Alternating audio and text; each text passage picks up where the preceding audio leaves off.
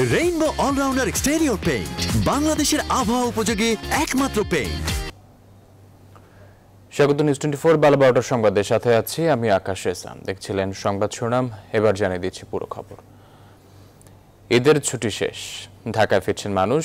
রাজধানীর প্রবেশ পথগুলোয় বিচ্ছিন্নভাবে মানুষের ভিড় দেখা গেছে। ভিড় আছে দৌলতদিয়া এবং বাংলাবাজার ফেরিঘাটেও। তবে এর সঙ্গে যুক্ত হয়েছে ঈদের তৃতীয় দিনেও বাড়ি ফেরা মানুষের চাপ। লঞ্চ এবং বাস বন্ধ থাকায় দুই ফেরিঘাটে রোববারও বিপুল সংখ্যক মানুষ ভিড় করেন। বিস্তারিত ডেস্ক রিপোর্টে। অপ্রত্যাশিত হলেও এটি এখন বাস্তবতা মুন্সিগঞ্জের শিমুলিয়া ঘাটের। ঘরমুখ মানুষের চাপে ফেরিতে গাড়ি উঠানোই কষ্টকর হচ্ছে এখন। একটি ফেরি ভিড়লে নানাভাবে উঠে পড়ছেন মানুষ। মহাসড়কে বাস এবং নৌপথে লঞ্চ বন্ধের কারণে ফেরির এই ভিড় বলছেন সাধারণ মানুষ। শিমুলিয়ার ওপারে মাদারীপুরের বাংলাবাজার ঘাট। এখানে ফেরি থেকে মানুষ নামছেন যেমন, উঠছেনও বেশ ভালো সংখ্যক। দূর দূরান্ত থেকে ভেঙে ভেঙে রাজধানী ফেরা মানুষ বাংলাবাজারে পৌঁছাচ্ছেন। যাত্রাপথে কোনো পরিবহনেই স্বাস্থ্যবিধি না মানার অভিযোগ আছে। বরিশাল শহর থেকে আসছে, ঠিক আছে, 300 টাকার ভাড়া 800 টাকা নিচ্ছে। স্বাস্থ্যবিধি কেউ মেনে চলতেছে না এবং মানতেও পারতেছে না, যেহেতু সবার যেতে হবে সেই তুলনায়। রাজবাড়ীর দৌলতদিয়া ঘাট দিয়েও অনেক মানুষ ঢাকার পথ ধরছেন, তবে সে সংখ্যা বাংলাবাজারের তুলনায় কিছুটা কম। সড়কপথে যারা কর্মস্থলে ফিরছেন তাদের দেখা মেলে রাজধানীর প্রবেশ পথগুলোয়। গাবতলী, আব্দুল্লাপুরে গাড়ি থেকে নেমে বিভিন্ন মাধ্যমে তারা ঢাকায় ঢুকছেন। 10 টাকার ভাড়া 20 টাকা 50 টাকার ভাড়া নিতেছে 100 টাকা। গাড়িতে ভিড়াভিড়ি হচ্ছে, অতিরিক্ত লোক ঢুকাইতেছে এবং ভাড়া সেম বাড়তি নিতেছে। একজন যায় দুজন ভাড়া নিতেছে, দুজন লোক ফ্রিকে উঠাইতেছে। আমরা কি করবো? সাধারণ যাত্রী যাইতে হয় বাধ্য হয়ে, উপায় নেই। প্রত্যেকটা সিট ফুল নিচ্ছে, দুজন এক সিট ভাড়া এরকম বলে তুলছে, কিন্তু দুজনে দুপাশে বোঝাচ্ছে এবং কি দাঁড়া দাঁড়া লোক যাচ্ছে, এরকম পরিস্থিতি হচ্ছে। এছাড়া যাত্রাবাড়ি এবং নারায়ণগঞ্জের সাইনবোর্ড এলাকায়ও ঢাকা ফেরত মানুষের ভিড় দেখা গেছে। Desk report, news 24। বিস্তারিত জানাতে শিমুলিয়া ফেরিঘাট ও রাজধানী সায়দাবাদ থেকে যুক্ত হচ্ছেন সহকর্মী নাইমাল জিকো, মৌ খন্দকার। শুরুতে শিমুলিয়া থেকে যুক্ত হচ্ছেন সহকর্মী নাইমাল জিকো। জিকো, আপনার কাছ থেকে জানতে চাচ্ছি এই ফেরিঘাটে ঢাকামুখী মানুষের চাপ কেমন দেখছেন, বিস্তারিত জানাবেন।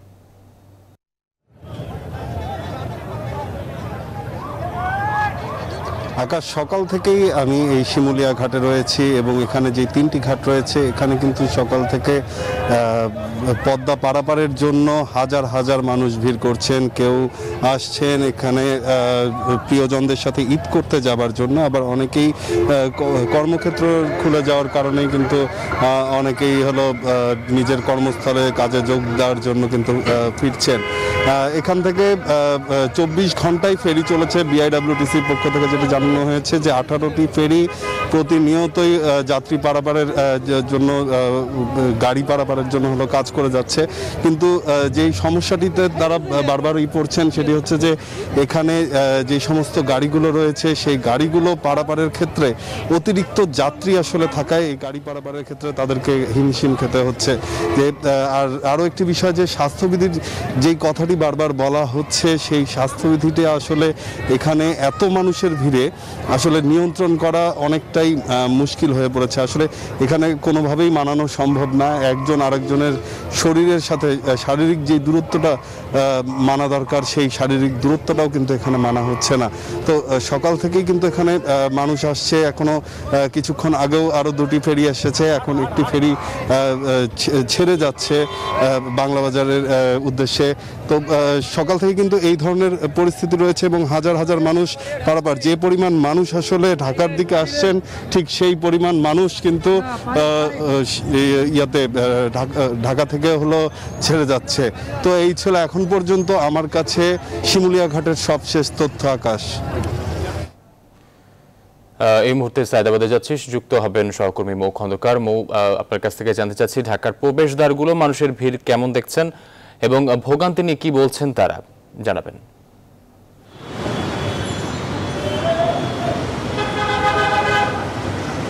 ধন্যবাদ আকাশ। আজকে ঈদের তৃতীয় দিন থাকা অবস্থাও দেখতে পাচ্ছি মানুষের কিন্তু অনেক ভিড় এবং রাস্তাঘাটে তারা বের হয়েছে। কেউ কেউ বাড়িতে যাচ্ছে, আবার কেউ কেউ তারা বাড়ি ফিরছে। তবে বাড়ি ফেরার চেয়ে বাড়িতে যারা যাচ্ছে এদের সংখ্যাই বেশি, কারণ ঈদের আগের দিন এবং ঈদের দিন তারা যায়নি, কারণ একে হচ্ছে অনেক যানজট ছিল এবং তার পাশাপাশি গাড়ির যে ভাড়া সেটি অনেক দ্বিগুণ হওয়াতে তারা কিন্তু যায়নি, ভেবেছে যে হয়তোবা কিছুটা কমে আসবে গাড়ির ভাড়া, কিন্তু আজকেও তাদের একই অবস্থা, তাদের ভোগান্তির কোনো শেষ নেই। জনসাধারণ বলছে যে তারা সকাল থেকেই অনেকে দাঁড়িয়ে আছে এবং ভোর 6টা থেকে অনেকে এখানে দাঁড়িয়ে আছে, কিন্তু গাড়ি পাচ্ছেন না, কারণ গাড়ি পেলেও সেটা হয়তোবা ভাড়ায় মিলছে না, কারণ ভাড়া 500 টাকার জায়গায় সেখানে 1200 টাকা রাখা হচ্ছে, ডাবলেরও ডাবল ভাড়া রাখা হচ্ছে।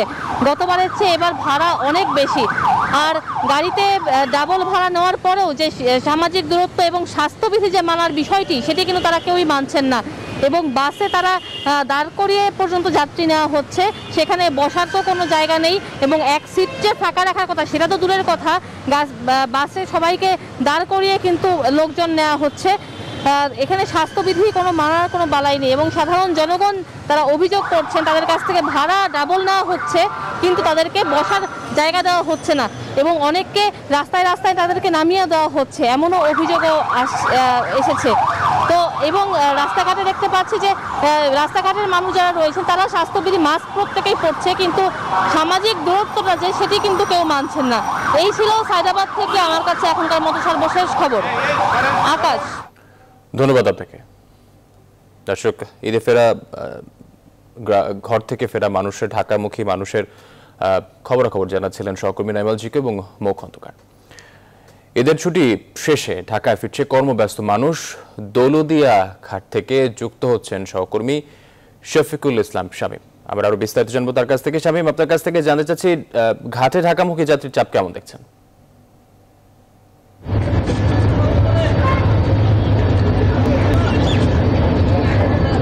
ধন্যবাদ আকাশ, আপনার যেমনটি জানাচ্ছেন যে ঈদের ছুটি শেষ, এখন কিন্তু কর্মমুখী হতে শুরু করছে দৌলতদিয়া, পাটুরিয়া, নৌরুট দিয়ে কিন্তু হাজার হাজার যাত্রীরা।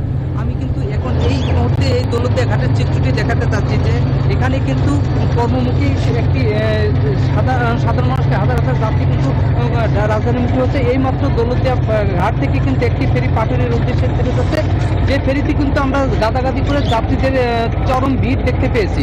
তো পাশাপাশি কিন্তু ঢাকা থেকে কিন্তু অনেক যাত্রী এখনো পর্যন্ত ঘরমুখী হচ্ছে। এই মুহূর্তে শাহালির একটা বড় ফেরি কিন্তু দৌলতদিয়া ঘাটে এসে ভিড়ল। সেই ফেরিতে কিন্তু আমরা একটি বিষয় দেখতে পাচ্ছি যে সেই ফেরিতে কিন্তু শত শত যাত্রী এবং কিছু ছোট গাড়ি রয়েছে।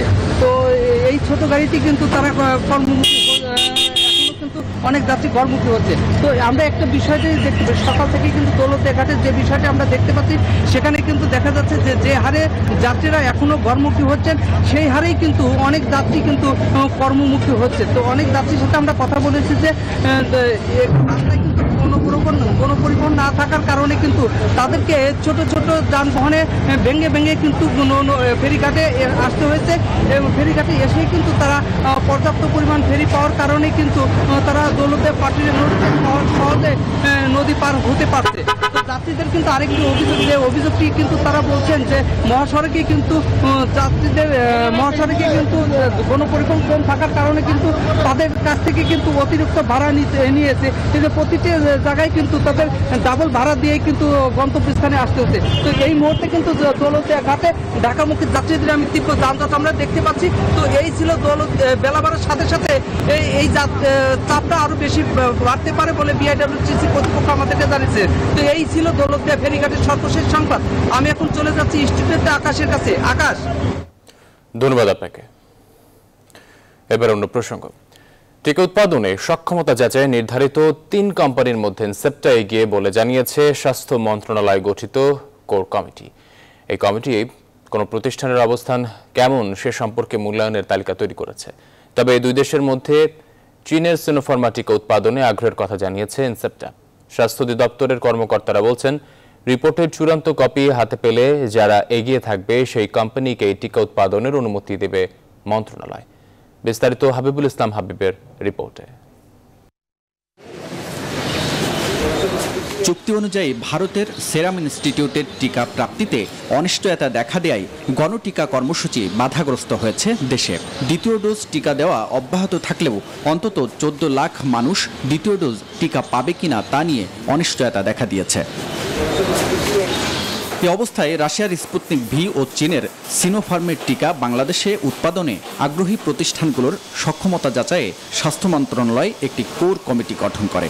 এই কমিটি 3 প্রতিষ্ঠানের টিকা উৎপাদনের সক্ষমতা যাচাই করেছে। কোর কমিটি 25-এর মধ্যে নম্বর দিয়েছে। এতে ইনসেপ্টা ফার্মাসিউটিক্যালস 25 নম্বরের মধ্যে পেয়েছে 21, পপুলার ফার্মাসিউটিক্যালস পেয়েছে 12 আর হেলথ কেয়ার ফার্মাসিউটিক্যাল পেয়েছে 5 নম্বর। অবশ্য ভালো নম্বর পেলেও ইনসেপ্টা ফার্মাসিউটিক্যালস রাশিয়ার টিকা স্পুতনিক ভি নয়, শুধু চীনের সিনোফার্মের টিকা মাস্টার সিড থেকে উৎপাদন করতে চায় বলে কোর কমিটিকে জানিয়েছে। যারা এগিয়ে আছেন তারা সে কাজটি করতে পারবেন। কাজেই মন্ত্রণালয় এখন সিদ্ধান্ত দেবে এবং সেই সিদ্ধান্ত দেওয়ার পর আমরা আশা করব যত দ্রুত বাংলাদেশে কাজটি করা যাবে ততই আমাদের জন্য মঙ্গল। স্বাস্থ্য মন্ত্রণালয় চূড়ান্ত সিদ্ধান্ত দেবেন এবং সে অনুযায়ী অধিদপ্তরগুলো যার যার যে নির্দিষ্ট কাজের গণ্ডি আছে সেখানে থেকে এই কাজটিকে সহায়তা। এদিকে রাশিয়া থেকে স্পুতনিক ভি টিকা কেনার জন্য স্বাস্থ্যসেবা বিভাগ থেকে পাঠানো সরবরাহ চুক্তির খসড়ায় বেশ কিছু অস্পষ্টতা ও অসঙ্গতি পেয়েছে আইন মন্ত্রণালয়। চূড়ান্ত চুক্তি সই করার আগে অবশ্য অস্পষ্টতা ও অসঙ্গতি দূর করার পরামর্শ দিয়েছে তারা। এদিকে চীনের সিনোফার্মের টিকা চলতি মাসের শেষের দিকে পাওয়ার ব্যাপারে আশাবাদী স্বাস্থ্য অধিদপ্তর। আপনারা জানেন যে ইতিমধ্যে 5 লাখ ডোজ সিনোফার্ম চীন থেকে আমরা উপহার পেয়েছি। আমরা প্রতি মাসে এখন থেকে আরো 40 লাখ 20 লাখ করে 1 কোটি ডোজ ইনশাআল্লাহ আগামী 1 মাসের মধ্যে আসবে। স্পুতনিক ভি এবং সিনোফার্মের সাথে ইতিমধ্যেই বাংলাদেশ সরকার আলোচনা করেছে যে আমরা কো-প্রোডাকশনে যাব। পাশাপাশি দ্বিতীয় ডোজের জন্য সেরামের যে পরিমাণ টিকার সংকট তা শিগগিরই পাওয়ার ব্যাপারে আশাবাদী টিকা কমিটি। হাবিবুল ইসলাম হাবিব, নিউজ 24, ঢাকা। টানা 3 দিন ধরে বিশ্বজুড়ে কমেছে কোভিড-19-এর মোট সংক্রমণ। 24 ঘন্টায় নতুন করে 6,27,000-এর বেশি আক্রান্ত, 11,008 শতাধিক মৃত্যু হয়েছে বিশ্বজুড়ে। এনে বিশ্বে মোট সংক্রমণ 16,31,00,000 ছাড়ালো, আর 33,83,000 ছাড়িয়ে গেল মোট প্রাণহানির সংখ্যা। ভারতেও কিছুটা কমেছে সংক্রমণ। একদিনে 3,10,000-এর বেশি আক্রান্ত ও 4,090 জনের মৃত্যু হয়েছে দেশটিতে। পশ্চিমবঙ্গে আজ থেকে 2 সপ্তাহে লকডাউন জারি হয়েছে। 24 ঘন্টায় ব্রাজিলে 69,000-এর বেশি করোনা রোগী শনাক্ত হয়েছে, প্রাণ হারিয়েছে 2,067 জন। একদিনে 25,000-এর বেশি আক্রান্ত ও 499 জনের মৃত্যু হয়েছে যুক্তরাষ্ট্রে। এখন পর্যন্ত ভাইরাসটি থেকে সুস্থ হয়েছে 14,25,00,000-এরও বেশি মানুষ।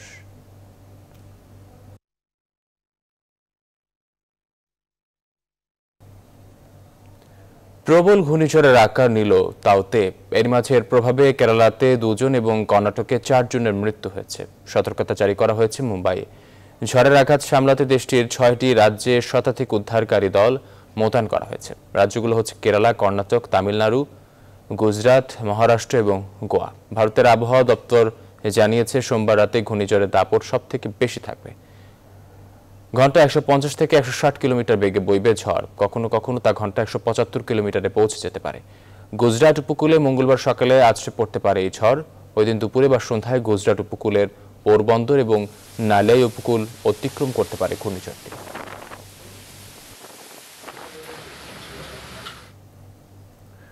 করোনা পরিস্থিতির কারণে ঈদে চট্টগ্রামের সব বিনোদন কেন্দ্র বন্ধ থাকলেও মানুষের উপচে পড়া ভিড় পতেঙ্গা সমুদ্র সৈকতে। কেউ মাস্ক পরেছেন, কেউ ঝুলিয়ে রাখছেন গলায়। সৈকতে যেতে পুলিশ বাধা দিলেও মানছেন না কেউ। স্বাস্থ্যবিধির তোয়াক্কা না করে এমন জনসমাগম বাড়াচ্ছে করোনা ঝুঁকি। আরো জানাচ্ছেন শেখ জায়েদ। পতেঙ্গা সমুদ্র সৈকত, মানুষের উপচে পড়া ভিড়ের এই চিত্র এখনকার। করোনা মহামারীতে ঈদে চট্টগ্রামের সব বিনোদন কেন্দ্র যখন বন্ধ, তখন পতেঙ্গায় সাগর তীরে এই জনসমাগম। স্বাস্থ্যবিধির তোয়াক্কাই করছেন না অনেকে। করোনার জন্য মাস্ক পরবো না, এটা বলতে পারেন যে ধুলাবালির জন্য আপনি মাস্ক পরতে পারেন, এটা একটা দরকার আছে। আল্লাহ যে মনে করেন ইচ্ছা করে মনে করেন স্বাস্থ্য যতই মানি না কেন আমাদের কোনো অবশ্যই আক্রান্ত করবে। আমরা নিজে সতর্ক থাকতেছি, নিজে নিরাপত্তা নিতেছি। এখন আমার মাস্ক নিয়ে ঘুরাফেরা করতেছি, অনেকজন তো মাস্ক দেখা যাচ্ছে না। সৈকতে যেতে মূল সড়কে পুলিশ বাধা দিলেও অন্য পথে ঠিকই চলে এসছেন সবাই। টুরিস্ট পুলিশ বলছে পতেঙ্গা সৈকতের মূল অবকাঠামো এলাকায় কাউকেই প্রবেশ করতে দিচ্ছেন না তারা। তো যে জায়গাটা আমাদের পর্যটনের এরিয়াভুক্ত সেই জায়গাটাকে আমরা নিয়ন্ত্রণের মধ্যে রেখেছি, আর যেটা এখনো পর্যটনের এরিয়া মুক্ত হয় না, যেটা বাহিরে লোকাল এরিয়া, এটাকেও সমুদ্র পতেঙ্গা এরিয়া বলে, কিন্তু প্রত্যেক এলাকার লোকরা, যারা লোকাল এরিয়ার লোকরা, তাদের এলাকায় ওখানে সমাগম হয়েছে। চট্টগ্রামের শিশু পার্ক, ফয়েজ লেক, চিড়িয়াখানা সহ অন্য বিনোদন কেন্দ্রগুলোতে যে খোলা না পাওয়ায় বাধ্য হয়ে পরিবার পরিজন নিয়ে সমুদ্র তীরে এসছেন বলেও জানিয়েছেন অনেকে। শেখ জায়েদ, নিউজ 24, চট্টগ্রাম। ঈদের টানা ছুটিতে যেখানে লক্ষ লক্ষ মানুষের পদচারণায় মুখরিত থাকত কক্সবাজার সমুদ্র সৈকত, এখন শুনশান নীরবতা। ঈদের ছুটিতে নেই পর্যটকদের কোলাহল আর পদচারণা। সৈকতের প্রবেশদ্বারে রয়েছে ট্যুরিস্ট পুলিশের কড়া পাহারা। 1.5 মাস ধরে পর্যটন সংশ্লিষ্ট সবকিছু বন্ধ থাকায় পর্যটন সেক্টরের সাথে জড়িত 1.5 লক্ষাধিক মানুষের এবারের ঈদের আনন্দ ম্লান হয়েছে। সীমিত আকারে পর্যটন স্পটগুলো খুলে দেওয়ার দাবি পর্যটন ব্যবসায়ী ও কর্মকর্তা কর্মচারীদের। কক্সবাজার থেকে আয়ুবুল ইসলামের তথ্যচিত্রে ডেস্ক রিপোর্ট। প্রতি বছরই ঈদের ছুটিতে বিশ্বের দীর্ঘতম সমুদ্র সৈকত কক্সবাজারে ছুটে আসে লাখো পর্যটক। সেখানে এখন শুনশান নীরবতা। গেল বছর মার্চ মাসে দেশে করোনা ভাইরাসের সংক্রমণ দেখা দিলে সরকার লকডাউনের ঘোষণা দেয়, বন্ধ করে দেয় সমুদ্র সৈকত সহ পর্যটন কেন্দ্রগুলো। কিছুটা শিথিল হলেও দ্বিতীয় ঢেউ সামাল দিতে ফের বন্ধ করে দেওয়া হয় পৃথিবীর দীর্ঘতম সমুদ্র সৈকত কক্সবাজার। সৈকতের প্রবেশদ্বারে রয়েছে ট্যুরিস্ট পুলিশের কড়া পাহারা। পর্যটন সংশ্লিষ্ট সবকিছু বন্ধ থাকায় কর্মহীন হয়ে পড়েছে এই খাতে জড়িত 1.5 লক্ষাধিক মানুষ। এই অবস্থায় স্বাস্থ্যবিধি মেনে সীমিত আকারে সৈকত সহ পর্যটন স্পটগুলো খুলে দেওয়ার দাবি ব্যবসায়ী ও কর্মকর্তা কর্মচারীদের। 1.5 মাস ধরে হোটেল মোটেল জুন এবং পর্যটন স্পট বন্ধ থাকার ফলে আমাদের ব্যবসা বাণিজ্য সব বন্ধ। আমরা প্রায় 1.5 লক্ষাধিক মানুষ বেকার জীবন যাপন করছে। করোনাকালীন দীর্ঘদিন বন্ধ থাকার পর ব্যাংক লোন নিয়ে ব্যবসা শুরু করার পরপরই দ্বিতীয় ধাক্কা। এই অবস্থায় পর্যটন খাতকে বাঁচাতে সরকারি সহায়তার বিকল্প নেই বলে মনে করেন ব্যবসায়ীরা। আমাদের পর্যটন কর্মীরা হাহাকার অবস্থায় দুর্ভিক্ষের শিকার হচ্ছে। স্বাস্থ্যবিধি মেনে বিজ্ঞানসম্মতভাবে জরুরি ভিত্তিতে উন্মুক্ত করে দেওয়ার জন্য আমি সংশ্লিষ্ট সকলের প্রতি সবিনয় অনুরোধ জ্ঞাপন করছি। করোনা সংক্রমণ নিয়ন্ত্রণে না আসা পর্যন্ত পর্যটন কেন্দ্রগুলো বন্ধ থাকবে বলে জানিয়েছেন কক্সবাজার অতিরিক্ত জেলা প্রশাসক। যেহেতু এখনো করোনা সংক্রমণের নিম্নমুখী কোনো প্রবণতা দেখা যাচ্ছে না, কাজে আমাদের সিদ্ধান্ত এখনো তাই আছে। অনেক বেশি মানুষের সমাগম হয় এবং সেটি হচ্ছে করোনা সংক্রমণের হটস্পট হয়ে পরিণত হয়। এই জন্য আমাদের পর্যটন স্পটগুলো বন্ধই থাকবে। কখন কবে পর্যটন কেন্দ্রগুলো খুলবে তা এখনো অনিশ্চিত। তবে সংক্রমণ কমলে সরকার পর্যটন স্পটগুলো খুলে দেবে এমন প্রত্যাশা করছেন পর্যটন সংশ্লিষ্টরা। Desk report, news 24। সংবাদ নিচ্ছে একটি বিরতির সঙ্গে থাকুন। বিরতির পর আবার স্বাগত সংবাদে। মহাখালীর ডিএনসিসি হাসপাতালে ভারতীয় ভ্যারিয়েন্ট বিষয়ে সাংবাদিকদের সঙ্গে কথা বলছেন হাসপাতালের পরিচালক। আমরা সরাসরি যাচ্ছি তার বক্তব্যে। ঈদের পরবর্তী শুভেচ্ছা সবাইকে জানাচ্ছি। আমরা আসলে আজকে যেই কথা একটু ব্রিফ যেটা দিচ্ছি যে আমাদের বর্তমানে হাসপাতালের যে কন্ডিশন সেটি বলছি। প্রথম আপনারা জানেন যে বেশ কিছুদিন ধরে আমাদের যে টোটাল যে পেশেন্টের সংখ্যা এবং আইডেন্টিফিকেশান যেগুলো হচ্ছে সেগুলি সবই কিন্তু কমেছে, মৃত্যুর হারও অনেকটা কমেছে। সেই ধারাটা কিন্তু আমাদের হাসপাতালেও এর প্রভাব আছে। আমি যেটি বলতে যাচ্ছি যে সেই ক্ষেত্রে আমাদের এখানেও পেশেন্ট বেশ কমেছে। যেমন এই মুহূর্তে আমাদের আজকে পেশেন্ট আছে 57 জন মাত্র পেশেন্ট আছে, যার মধ্যে 40 জন আমাদের আইসিইউতে আছে। আর বাকি যে কজনের মধ্যে 2 জন ব্যতীত বাকি কয়জন আমাদের এখানে 15 জন আমাদের এইচডিতে রয়েছে, আর 2 জনকে আমরা আমাদের স্পেশাল ওয়ার্ডে রেখেছি ক্যাবিন টাইপ। এর বাইরে যেটি উল্লেখ করার মতো সেটি হচ্ছে যে আমরা এই পেশেন্টের যে সংখ্যা এগুলি যেহেতু কমছে, সেই সাথে সাথে আমরা যেহেতু কিছু সময় পেয়েছি, আমরা আমাদের হাসপাতালকে আরও স্ট্রং করেছি সাপোর্ট সিস্টেম, এবং সেটি এখনও অব্যাহত আছে। আর আমরা যেই ভয়টা আমাদের ভিতরে কাজ করছে যে যদি সংক্রমণ বেড়ে যায় তাহলে যেন আমরা আমাদের যে অর্পিত দায়িত্ব সেটা যেন ভালোভাবে করতে পারি, সেই প্রস্তুতি আমরা নিচ্ছি। মোটামুটি এগুলো আপনাদের জন্য ইনফরমেশন, যদি কেউ কিছু জানতে চান।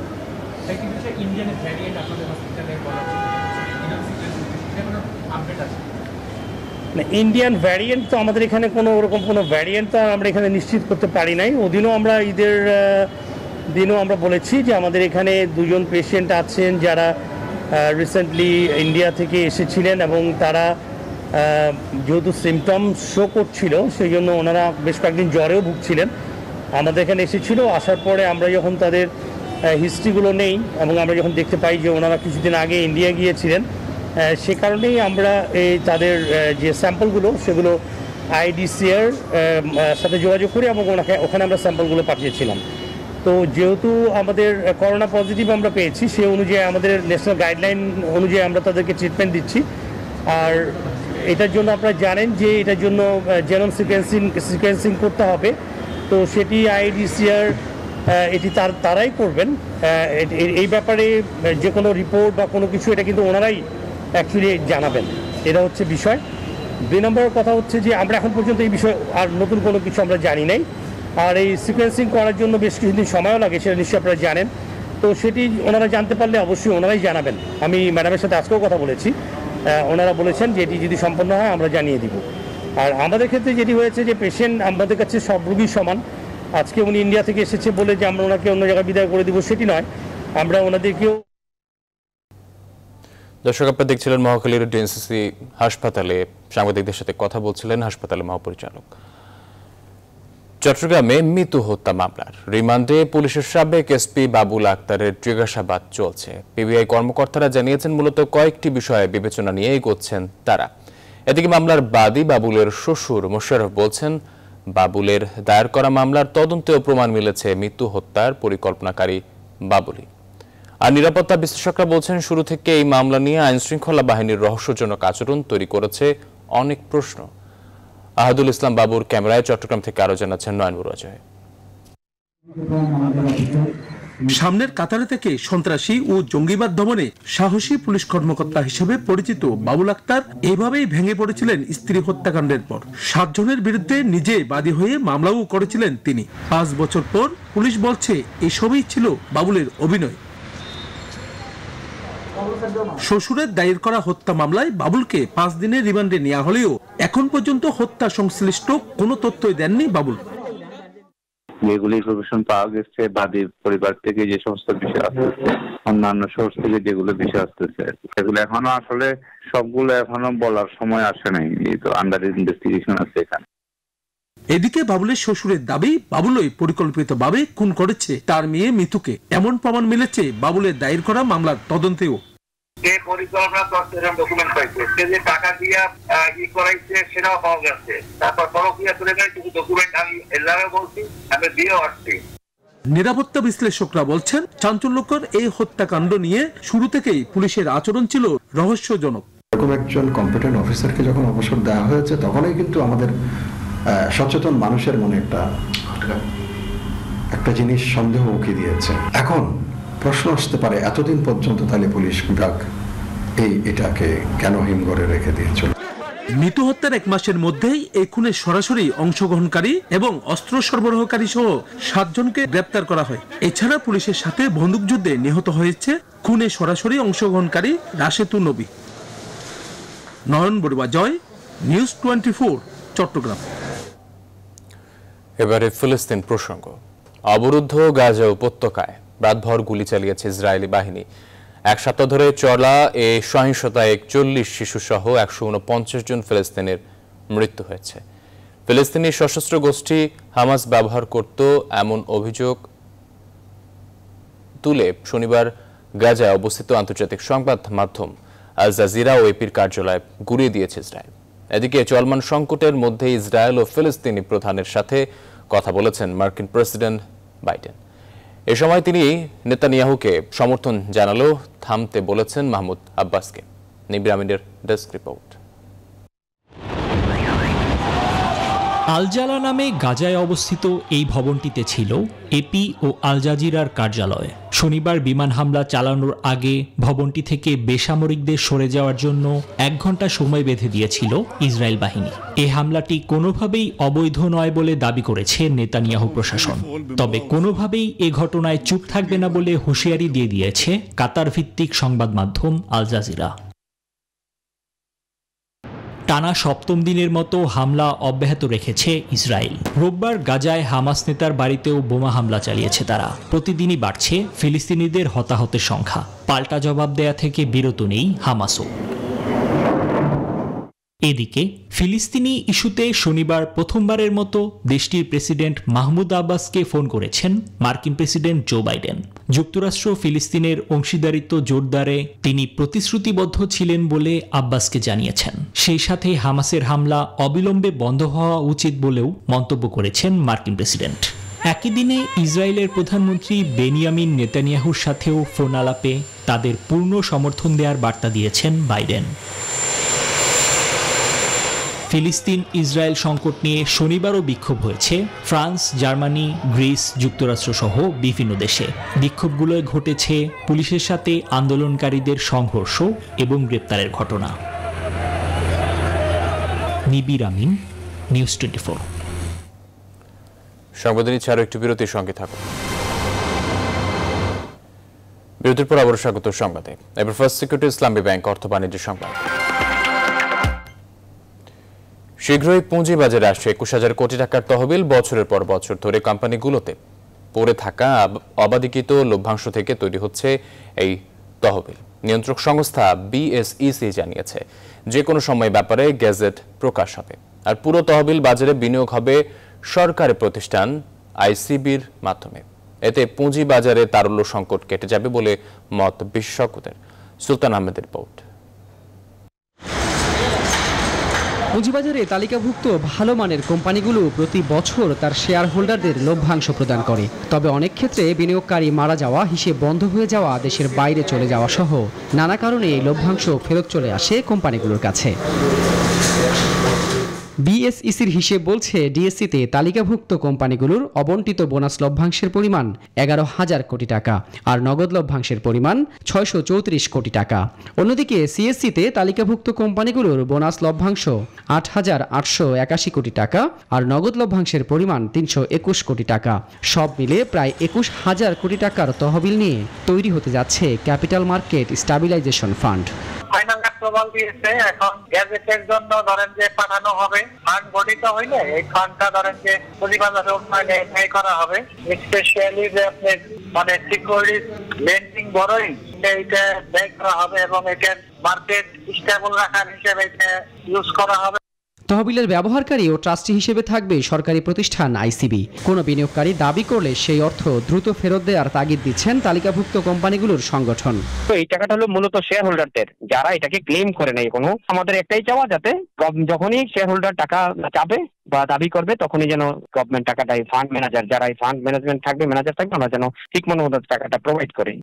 বড় অঙ্কের এই তহবিলকে বাজারের জন্য ইতিবাচক বলছেন বিশেষজ্ঞরা। তবে তার ব্যবহার যেন স্বচ্ছতা ও জবাবদিহিতার মধ্যে হয় সেই পরামর্শ তাদের। আইসিবিকে স্ট্রেংথেনিং করবে এবং যে কোনো সময় আনস্টেবল অবস্থা হলে তখন মার্কেটকে স্টেবিলাইজ করার জন্য এই ফান্ড ব্যবহার করা হবে এবং এইটা ইন নেচার পারপেচুয়াল এবং এর ফলে দেখা যাবে ক্যাপিটাল মার্কেটের স্টেবিলিটি অনেক অংশে ভালো। তালিকাভুক্ত কোম্পানিগুলোর মধ্যে সবচেয়ে বেশি লভ্যাংশ জমা রয়েছে তামাক খাতের বহুজাতিক কোম্পানি ব্রিটিশ আমেরিকান টোবাকোর কাছে। বোনাস ও নগদ মিলিয়ে যার পরিমাণ 8,009 কোটি টাকা। সুলতান আহমেদ, নিউজ 24, ঢাকা। এছাড়াও একটি বিরতির সঙ্গে থাকুন। বিরতির পর আবারও স্বাগত সংবাদে। 3 ম্যাচের ওয়ানডে সিরিজ খেলতে ঢাকা এসেছে শ্রীলঙ্কা ক্রিকেট দল। সকালে শ্রীলঙ্কা এয়ারওয়েজের বিশেষ ফ্লাইটে 31 সদস্যের বহন নিয়ে ঢাকায় পা রাখে লঙ্কানরা। বিমানবন্দর থেকে সরাসরি তাদের নিয়ে যাওয়া হয় রাজধানীর একটি অভিজাত হোটেলে, যেখানে 3 দিনের কোয়ারেন্টিনে থাকতে হবে সফরকারীদের। বিস্তারিত জানাচ্ছেন পার্থবণিক। করোনা মহামারীর মধ্যে দ্বিতীয়বারের মতো কোনো আন্তর্জাতিক দলের বাংলাদেশ সফর। বছরের শুরুতে ওয়েস্ট ইন্ডিজের পর এবার অতিথি শ্রীলঙ্কা। কড়া নিরাপত্তা তো বরাবরই থাকে, তার সাথে যোগ হয়েছে বাড়তি স্বাস্থ্য সুরক্ষা।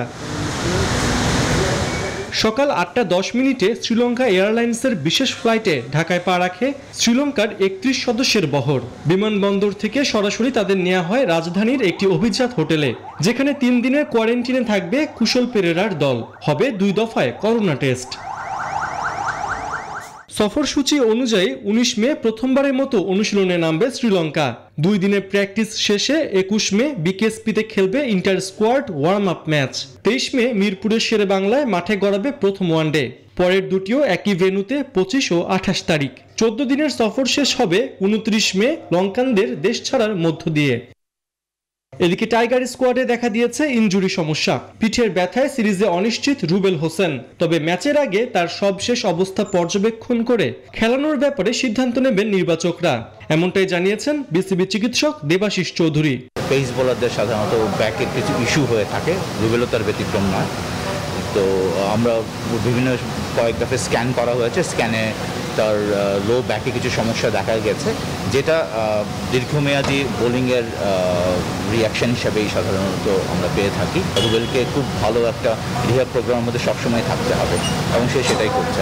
দেখুন, ওর রিহ্যাব প্রক্রিয়া চলছে এবং যখন আমাদেরকে সিলেক্টররা বলবে যে আজকে ওর কী অবস্থা, তখন ওই দিন আমরা ওর অবস্থা জানাবো। পার্থ বণিক, নিউজ 24, ঢাকা।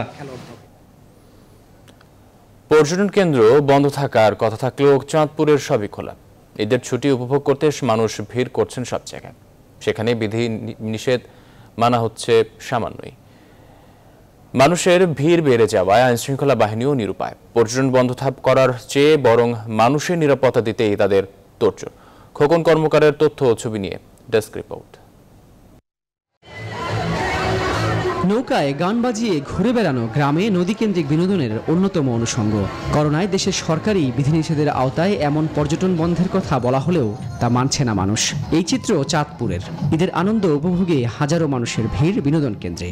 করোনা দিয়া অনেক বহু মহামারী গেছে, এখন আসছি এখানে আমার পরিবার সবাইকে নিয়ে একটা আনন্দ উপভোগ করার জন্য। আসছি আমার ফ্যামিলি মেম্বারদের নিয়ে, এখানে এসেছি মানে পরিবেশটা অনেক সুন্দর দেখতে এসেছি আর কি। ফ্যামিলির সাথে বাচ্চাদের নিয়ে আসছি একটু ঈদের আনন্দ উপভোগ করার জন্য, একটু ভাগাভাগি করার জন্য। মূলত এই কারণে আসা, একটু ভালো লাগার জন্য আসা। ঈদের দিন থেকে চাঁদপুরের বড় স্টেশন মূল হেড, বাবুরহাটের 5 স্টার পার্ক এবং মহামায়া কীর্তিকুঞ্জ পার্ক মূল পছন্দ হয়ে ওঠে মানুষের কাছে। এদের বেশিরভাগই স্বাস্থ্যবিধি নিয়ে সচেতন নয়। সবাই যার যার ইচ্ছা মতো চলছে, সরকারের কোনো কিছুই মানছে না, কোনো নির্দেশই মানছে না। চাঁদপুরে সবাই কিন্তু মাস্ক পরে নাই, আর এখানে আসতে দেওয়ার পুলিশদের দরকার ছিল। পুলিশরা দুইজনে গেটে থাইকা মাস্ক ছাড়া কাউকে ঢুকতে দেওয়াই উচিত ছিল না। আর এখানে এত মানুষ আসাও ঠিক হয় না। আরও সচেতন হওয়া দরকার, কিন্তু এখানে যে অল্প জায়গা, এই অল্প জায়গার মধ্যে প্রচুর মানুষ। সচেতনতা বাড়াতে প্রশাসনের উদ্যোগ এখানে যথেষ্ট নয়। পুলিশ বলছে তারা নিরাপত্তার দিকটি বেশি দেখছে। অনেক লোকের জমায়েত হয়েছে, যেন কোনো অপ্রীতিকর ঘটনা না ঘটে সেজন্য আমরা চাঁদপুর সদর মডেল থানা তৎপর রয়েছি এবং এই ঈদ উল ফিতরকে কেন্দ্র করে যেন সবাই স্বাস্থ্যবিধি মেনে যেন ঈদ উদযাপন করে এবং এই জায়গায় যেন এই সামাজিক দূরত্ব বজায় রেখে যতটুকু সম্ভব যেন সবাই ঈদ আনন্দ ভাগাভাগি করে সবার মধ্যে, সেজন্য আমরা তৎপর রয়েছি। সাম্প্রতিক লকডাউনের পর করোনা সংক্রমণ কমেছে উল্লেখযোগ্যভাবে। তবে এভাবে বিধিনিষেধ অমান্য করার ফলে সংক্রমণ আবারও বেড়ে যাওয়ার শঙ্কায় সচেতন মহল। Desk report, news 24। নারীর প্রথম আর প্রধান সৌন্দর্য বলা চলে তার চুল, কিন্তু ক্যান্সার নামক এক মরণ ব্যাধির কারণে এর সৌন্দর্য ম্লান হয়ে যায়। কিন্তু তারপরও অনেক নারী এই ক্যান্সারের সাথে প্রাণপণ লড়ে জয়ী হন আর মাঝ থেকে হারিয়ে ফেলেন অনেক সাধের চুলগুলো। তবে চুলহীন মাথাও যে সৌন্দর্যের আরেক উৎস হতে পারে তার উদাহরণ দিয়েছেন বিশ্বের বেশ কিছু নারী। মেহেদির নকশায় চুলহীন মাথাটি যেন এক অনিন্দ সুন্দর মুকুট হয়ে ওঠে। বিস্তারিত জানাচ্ছেন নাহিদ জিহান। ভিকি সামার ব্রেস্ট ক্যান্সারে স্টেজ 4-এ চিকিৎসা নিচ্ছেন, আর এ কারণে কেমো সহ নানা ওষুধে অনেক কিছুর পাশাপাশি হারিয়েছেন নিজের পছন্দের চুলগুলো। কিন্তু মেহেদি দিয়ে নিজের মাথায় যখন অসম্ভব সুন্দর নকশায় সেজে ওঠেন, তখন চুলের চেয়ে এই হেনা ক্রাউনেই যেন নিজেকে আরো বেশি সুন্দরী মনে করেন তিনি। মানুষ যখন ক্যান্সার রোগীর দিকে তাকায়, সে শুধু একজন চুলহীন রোগীকে দেখতে পায়, কিন্তু হেনা ক্রাউন দেখে তখন তার দৃষ্টিভঙ্গি পাল্টে যায়।